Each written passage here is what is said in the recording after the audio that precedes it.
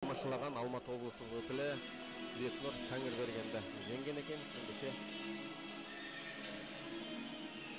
қазір біздің назарымызда қызыл берендегі Палуан Төлемісов аман келді. Алматы қаласының өкілі жарыстың алғашқы айналымында Шымкент қаласының өкілі Абдулахат Зулмайды оның ізін жалғай Оңалбай Ғабдулланы тізе бүктірген. Ал жартылай финалда Қостанай облысының өкілі Қазымбек Ақжолды қапы қалдырып ақтықсынға жолдама алды. Міне 74 килограммда ақтықсын басталып кетті.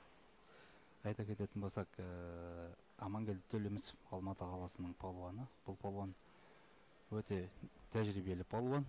Бұл палуан күресіп келе жатқаны 10 жылдан астам уақыт өтті. Бұл ел чемпионатының чемпион Қазақстан болған палуан. Ал келесі қарсыласымыз Қазымбек Жамбыл облысының палуаны. Бұл да жақсы палуан, өте тәжірибелі палуан.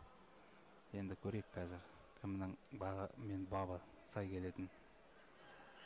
Бүгінгі жарыс күнінің алғашқы салмақ дәрежесінде ақтықсында жергілікті спортшылар артылған үмітті ақтап бір спортшы қола жүлдеге қол жеткізді. Ал оның әріптесі командаласы Қазбек Бағдәулет қазір бар білгенін көрсетуде. Көрермендерде спортшылардың ата-аналары да, туған туысқандары да біздің телеарнамыздан балуандардың өнерін тамашалап жанкүйерлік етері сөзсіз. Жергілікті Әулиеата құрамасы жарыс иелері ретінде 3 спортшымен қатар бір спорт клубтың өкілін бәсекеге қосқан. Әзірге қызыл берендегі балуанның еншісінде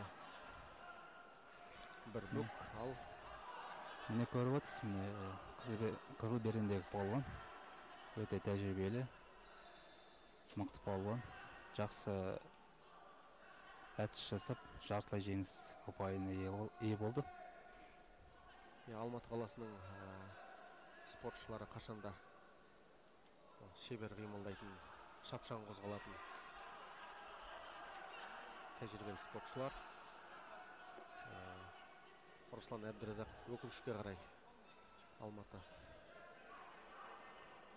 өңірінің атына сынға түскен. Алайда бәсекелестіктің жоғары болған соншалық 3-ші айналымда бәсекені тоқтатуға тура келді. Демек, жарыстың деңгейін осыдан-ақ бағамдай берулеріңізге болады. Жалпылама айта кетейін, енді мынау осы жарыстың деңгейіне келетін болсақ, мынау бізде пандемиялық жағдайға байланысты палуандар 1,5 жыл ешқай жерде өнер көрсеткен жоқ. Сол себепті де осы араға жақсы дайындықпен, жақсы үмітпен келіпті палуандардың барлығы. Бүкіл палуан Қазақстанда белді палуанның барлығы келді деп айтсақ та болады. Боз кілемді сағынған балуандар тараз төріндегі төселген кілемде әрине шебер өнеріне көз жеткізді. Екінші жартылай жеңіс және Алматы қаласының өкілі Төлемісов аман келді. Осылайша жарыстың алғашқы жеңімпазы атанып отыр. Ал оның қарсыласы жергілікті спортшы Қазбек Бағдәулет күміс жүлдені қанағат тұтты. Жарыс иелері үшін жарыс бәсеке сәтті басталған сияқты. Бірінші салмақта 2 жүлдеге қол жеткізді.